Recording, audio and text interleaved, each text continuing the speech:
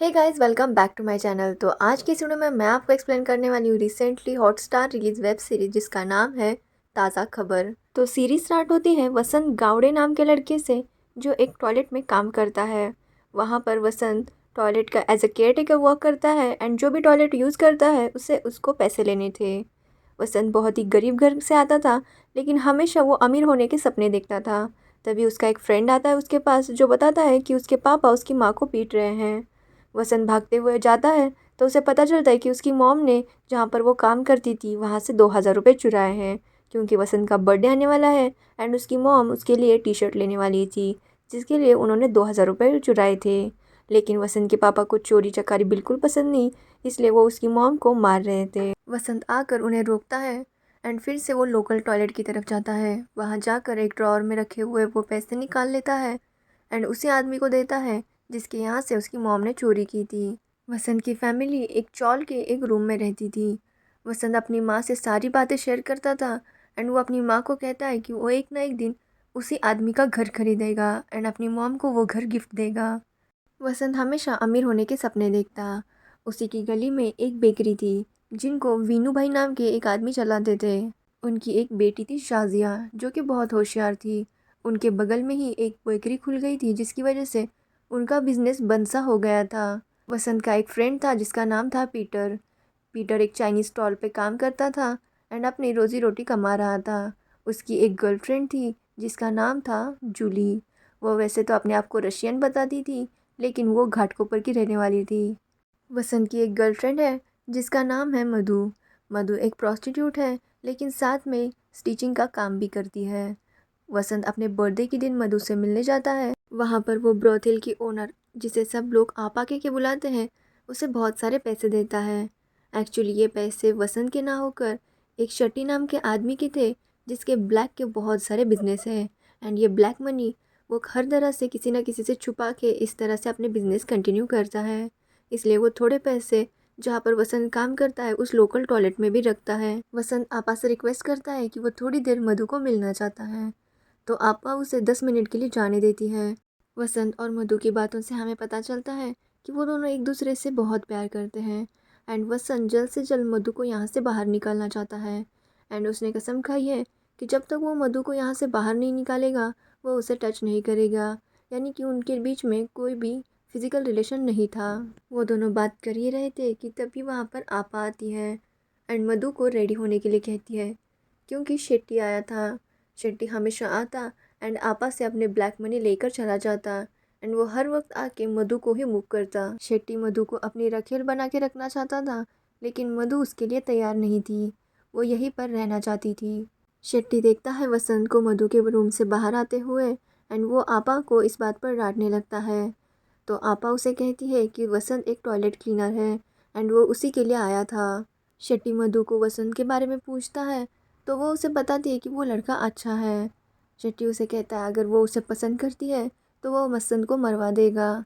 इस बात पर मधु कुछ कहती नहीं तो शेट्टी इस बात को मजाक में ले लेता है। वसंत जब फिर से लोकल टॉयलेट में जाता है तो वहाँ पर बहुत भीड़ जमी हुई थी। एक औरत जो है टॉयलेट में बेहोश होकर गिर गई थी। कोई भी उसे हाथ नहीं लगा रहा था तो वसंत उसे वहाँ से बाहर निकालता है एंड उसे क्लीन करता है। उस औरत को वो अच्छे से सेफली एक जगह पर ले जाता है और उस औरत को मधु के दिए हुए पैसे दे देता है।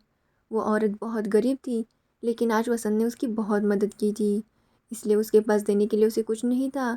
तो वो अपना एक कंगन निकाल कर वसंत को देती है एंड उसे कहती है कि आज से जो भी होगा सबसे पहले तुम्हें पता चल जाएगा।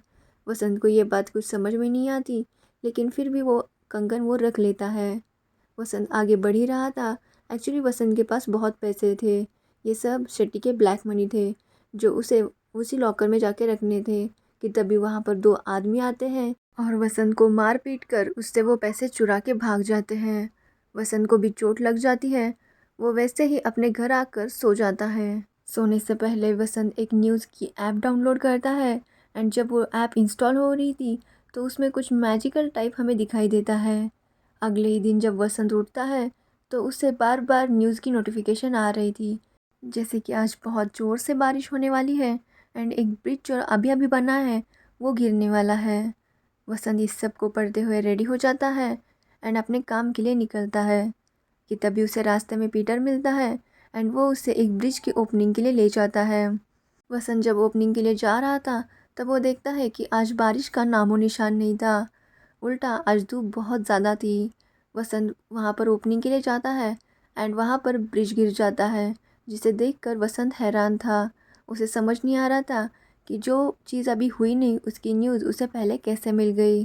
तभी वहाँ पर बहुत ज़ोरों से बारिश होने लगती है। अब वसंत को समझ आ जाता है कि जो होने वाला है उसकी न्यूज़ उसे पहले ही मिल जाती है। वो ये सारी बातें मधु को बताता है, लेकिन वो उसकी बात पर यकीन नहीं करती।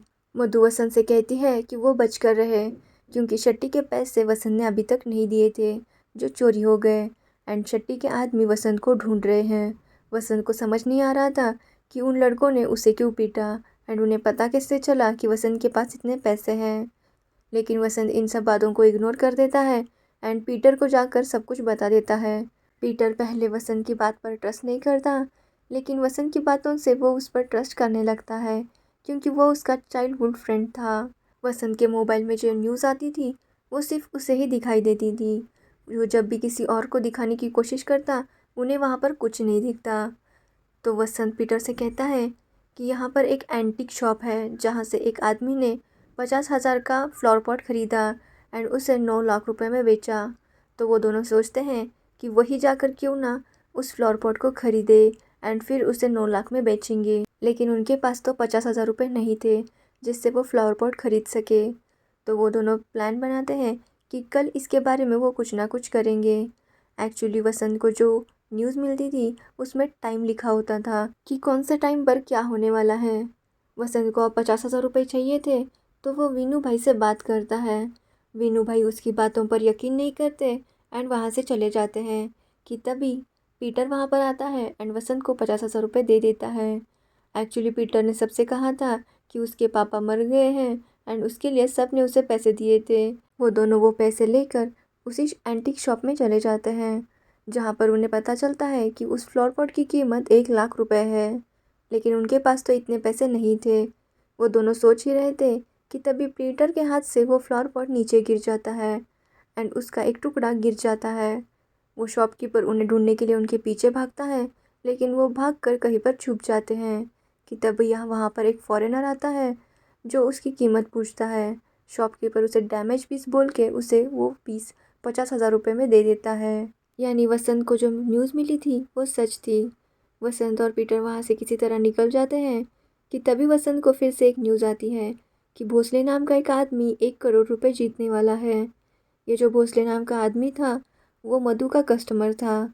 वसंत मधु से भोसले का नंबर ले लेता है एंड उसे कॉल करता है।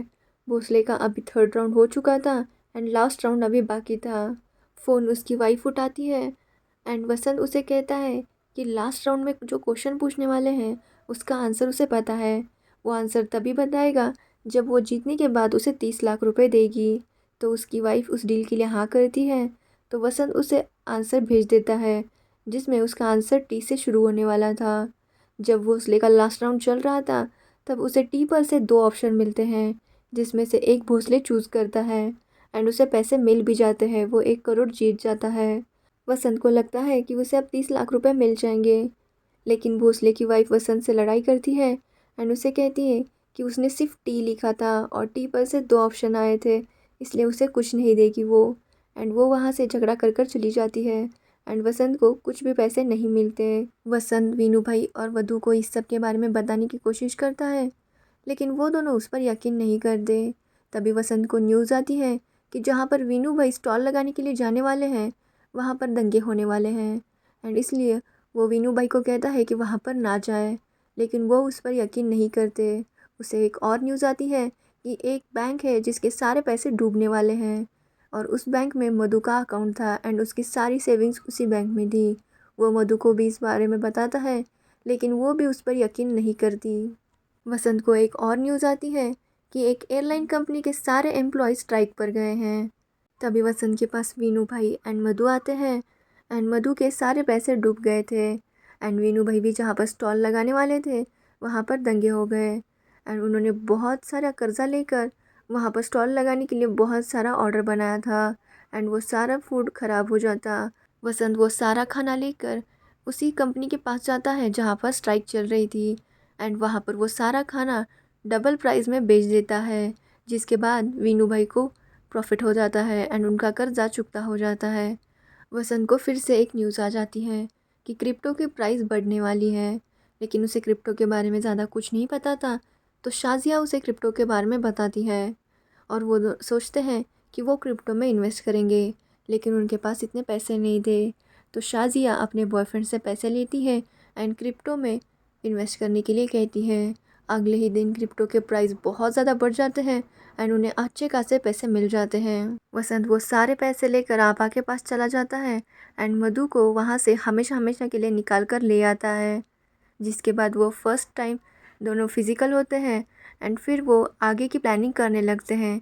तभी वसंत को क्रिकेट से रिलेटेड एक न्यूज़ आती है एंड वो सोचता है कि अब वो क्रिकेट बैटिंग से पैसे कमाएगा एंड सब मिलकर एक होटल में एक रूम बुक कर लेते हैं, जहाँ पर वो बैठकर क्रिकेट की बैटिंग किया करते थे एंड इससे वसंत को काफ़ी सारे पैसे मिलने लगते हैं। धीरे धीरे करके उनके पास बहुत पैसे आ जाते हैं एंड वो लोग अब 5 स्टार होटल में रहकर बैटिंग किया करते थे। वसंत एक दिन अपने घर जाता है एंड अपनी माँ और पापा के लिए उसने बहुत सारे गिफ्ट्स परचेज़ किए थे। अपनी मम्मी को वो बहुत पैसे देता है, लेकिन उसके पापा उससे नाराज़ थे। उनका कहना था कि वो 2 नंबर का काम करके पैसे कमा रहा है एंड ऐसे पैसे उन्हें नहीं चाहिए। तो वसंत वहाँ से गुस्सा होकर चला जाता है। उन सब की लाइफस्टाइल अब बदल गई थी। सारी महंगी महंगी चीज़ें वो शॉपिंग करते एंड बहुत ही ऐशो आराम की ज़िंदगी उनकी चल रही थी। मधु भी अपना एक फ़ैशन ब्रांड लॉन्च करती है एंड उसका काम भी अच्छे से चल रहा था। तो वही शाज़िया को पढ़ने के लिए लंदन जा रहा था, तो वो उसकी तैयारी में लग जाती है। जैसे जैसे उनके पास पैसे आ रहे थे, वसंत का एटीट्यूड भी चेंज हो रहा था। वो खुद को भगवान के बराबर समझने लगा था। उसे लगता है कि वो जो चाहे वो कर सकता है। कि तभी उसे न्यूज़ आती है कि एक फैक्ट्री में आग लगने वाली है, जिसे सुनकर वीनू भाई उसे कहते हैं कि उन्हें फैक्ट्री में इन्फॉर्म कर देना चाहिए, लेकिन वसंत उन्हें कहता है कि इसकी कोई ज़रूरत नहीं है, ये उनका काम नहीं है। थोड़ी देर बाद वसंत को पता चलता है कि उस फैक्ट्री में जहाँ पर आग लगी थी वहाँ पर उसके पापा भी थे एंड उन्हें भी वहाँ पर बहुत चोट आई, लेकिन इस बात पर वसंत ज़्यादा ध्यान नहीं देता। तो वही जब से शेट्टी को पता चला था कि वसंत मधु को लेकर चला गया है, उसकी नज़र हमेशा ही वसंत पर थी। वो देख रहा था कि वसंत के पास इतने पैसे कहाँ से आ रहे हैं, इसलिए वो उसके लिए एक प्लान बनाता है। वो पुलिस को टिप देता है कि वसंत क्रिकेट बैटिंग कर रहा है एंड पुलिस आकर वसंत को पकड़ के ले जाती है। वसंत पुलिस को भी पैसों का रौब दिखाता है एंड उन्हें बहुत पैसे देने की डिमांड करता है, जिसके बाद पुलिस वाले उसे छोड़ देते हैं। वसंत को लगता है कि उसी की टीम में से किसी ने उसकी टिप पुलिस को दी होगी, इसलिए वो अपनी टीम पर विश्वास करना कम कर देता है। उसका एटीट्यूड कुछ ज़्यादा ही चेंज हो जाता है सबकी तरफ। वो दूसरों को कोई कीमत नहीं देने लगता। वो एक दिन घर परचेस करने के लिए चला जाता है, वहीं पर जहाँ पर उसकी माँ काम करती थी, लेकिन उस ओनर को वो घर बेचना नहीं था, क्योंकि वो उसकी पत्नी की आखिरी निशानी थी। वो वसंत को मना कर देता है, तो वसंत उस पर गुस्सा हो जाता है एंड उसे धमकी देता है कि वो एक ना एक दिन उससे ये घर लेकर रहेगा। वसंत का ये बदलता हुआ एटीट्यूड मधु को बिल्कुल भी पसंद नहीं आ रहा था। मधु के ब्रांड के लिए जो मॉडल काम करती थी, वसंत का ध्यान उस मॉडल पर ज़्यादा था। इस बात पर मधु और उसमें झगड़ा हो जाता है, तो वसंत मधु को शादी के लिए प्रपोज कर देता है। तभी मधु को शेट्टी का कॉल आता है। शेट्टी को पता था कि ये सारी बातें वसंत भी सुन रहा है, तो शेट्टी बताता है जिसने वसंत को उस टाइम पर पीटा था वो शेट्टी के ही आदमी थे।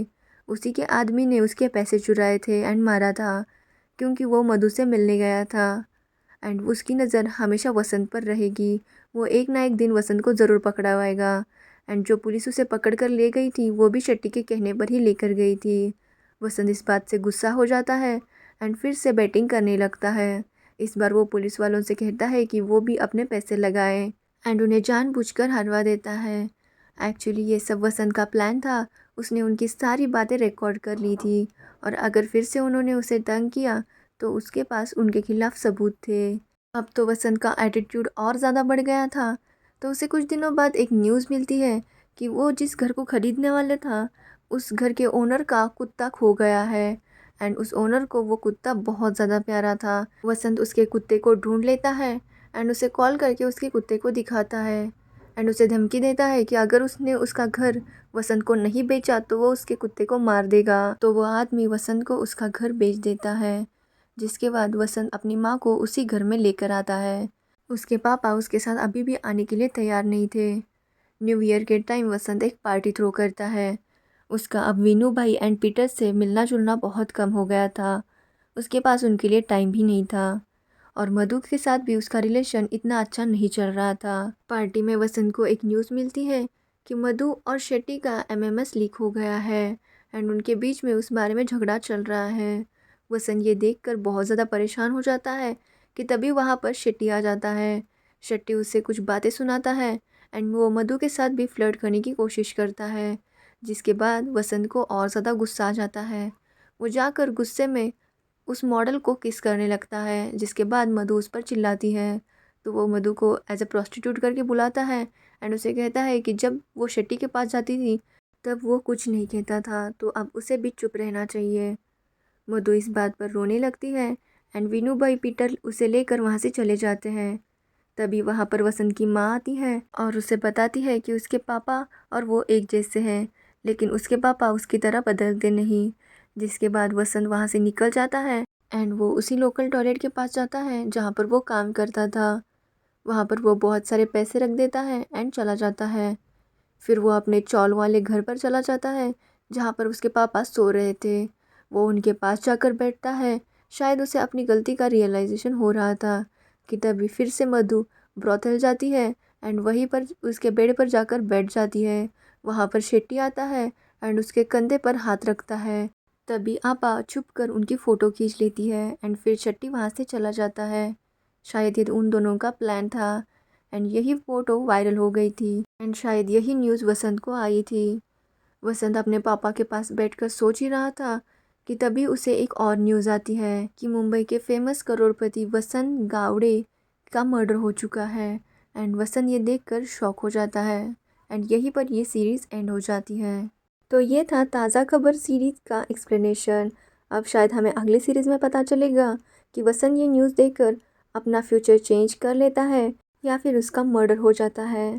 तो अगर आपको एक्सप्लेनेशन अच्छा लगा हो तो वीडियो को लाइक कमेंट शेयर ज़रूर करना और मेरे चैनल को सब्सक्राइब करना बिल्कुल मत भूलना। Thanks for watching the video.